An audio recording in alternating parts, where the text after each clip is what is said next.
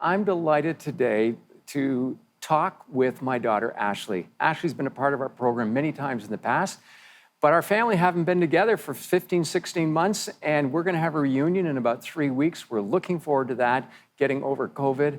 But right now, helping me talk about the subject of happiness is Ashley Sherbino. Ashley, welcome from Kelowna, where all the heat wave has been, and I'm glad to see you, really glad to see you. Yeah, the heat and the smoke, right? That's what we're experiencing here. You know, Ashley, we've often talked about this subject. We're going to jump right into it, and I love dialoguing with you about this because you know how to push my buttons. I mean, after all, you're my daughter, and you know, I'm the old man and all that good stuff. But we're talking about happiness, and in your work as being an advocate for the mental health organization, especially in Kelowna and other places where you speak, you work as an advocate for the Bible League of Canada, but you're also a registered counselor. And so you see the dark side of people as they come and look for help. I want to talk about happiness. Why is happiness so elusive? And what do you think people are doing right now to find happiness again as we come out of COVID? Well, let me just begin by saying to your point that a lot of times when people come for counseling, one of their goals is that I want to be happier. I don't want to experience so many negative emotions. I want to experience happiness and joy in life. So how do I attain that? It's really something that's common that people are after. Yeah, and people want to get their act together, if we use the vernacular like that. How do we get our act together? So talk to us, old counselor. Help your dad. Okay, wow. And we see a lot, even just of our lives that are showcased on social media and everywhere else. And it seems like everyone is so happy all the time and having a good time and enjoying life. And it's actually one of the most challenging things to achieve. And I'll even push the lines a little bit to say, sometimes I don't even always know if it's the right thing to chase after happiness, which is a little bit scary to say, because as a counselor, shouldn't I be encouraging everyone to be happy all the time? Okay, so is there some specific things that we can do physically to improve the quality of our life, the happy quota? And what are some of the things spiritually that we need to be doing? As you know, I've just been teaching where Jesus said that happy are the meek. And the meek always seem to be the underdog. Why would Jesus say that? And well, it's because he's talking about people who've surrendered the control of their life to him. But society says, you know, you got to hold on to control. You got to be the master of your destiny.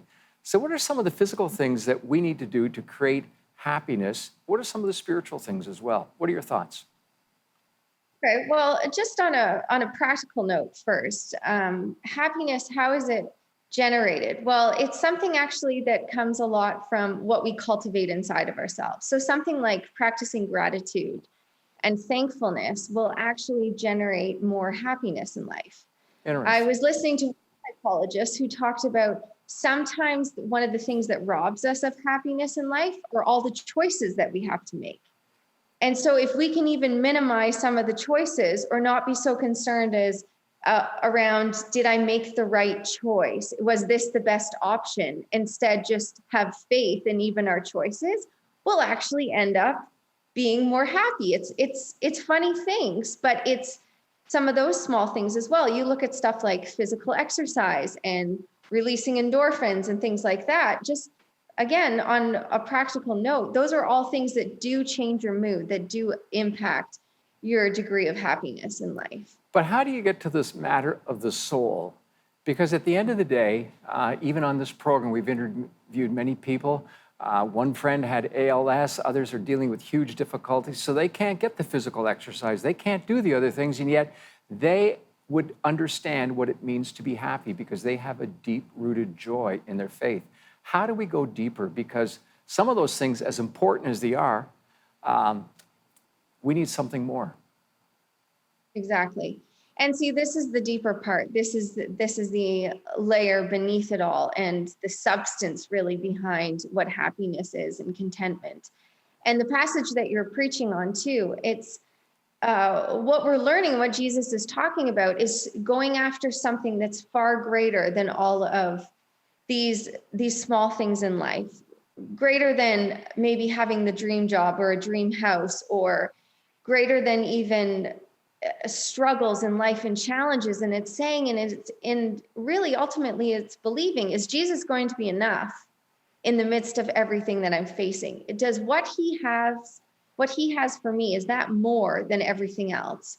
So much so that that grips my heart and I'm able to walk through every circumstance, not with ease, but knowing that God's love and God being for me is what produces that happiness inside of me.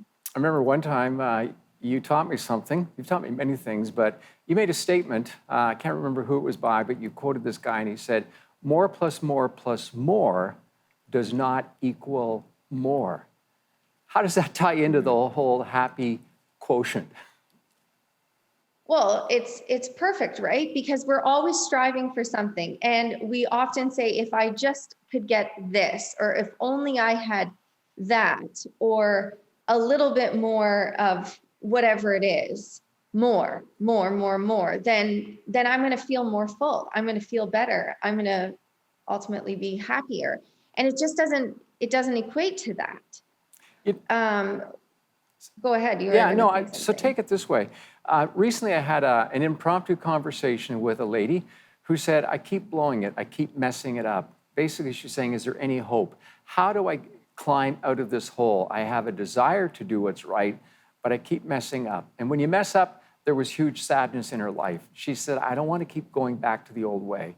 In the final minute and a half that we have, help our listeners find at least one or two handholds to pull ourselves out of the mire of unhappiness. Because Jesus said, happy are the meek, because they're going to inherit the earth. So what are your thoughts? How do we climb out? Well, we climb out by actually just continuing to go back to that truth, right? It's interesting. Jesus didn't say, though, he didn't die on the cross for us to then say, okay, now I'm going to get everything together and have it all figured out in life and do it right.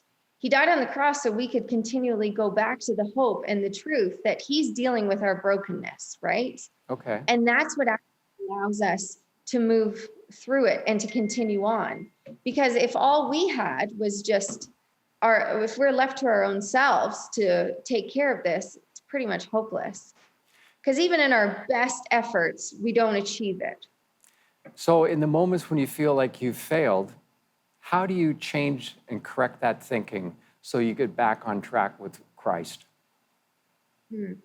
I think the first step is just the power of remembrance, right? Remembering that what Jesus has done for us, remembering also that our lives are rooted in something that's so much greater, and allowing that focus to dominate our minds and our thinking, and drawing on that for the strength to move forward and to change.